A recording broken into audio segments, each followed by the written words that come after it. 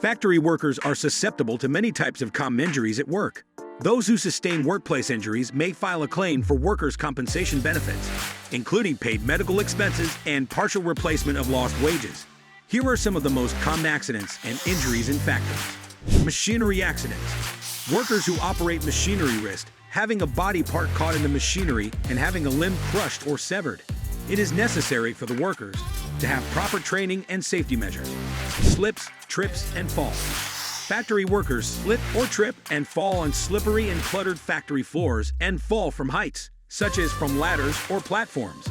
Slip or trip hazards that lead to falls are the second most common cause of workplace injury, and 20 to 30% result in a moderate or severe injury such as broken bones or concussions.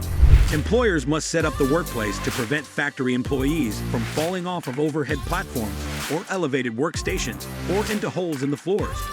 Overexertion injuries, whether in a single incident, such as from lifting heavy objects, or as a cumulative injury caused by repetitive tasks. This injury can cause musculoskeletal disorders, MSDs, injuries to the muscles, nerves, ligaments, and tendons. Implementing an ergonomics program, fitting the job to the person, can reduce the risk of developing musculoskeletal disorders from factory work. Exposure to harmful substances. Contact with certain toxic substances can irritate the skin or eyes, and respiratory illness.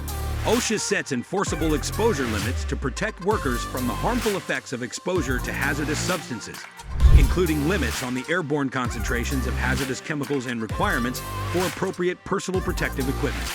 Some other common injuries include motor vehicle accidents, burns, electrocution, eye and hearing damage, or repetitive stress injuries.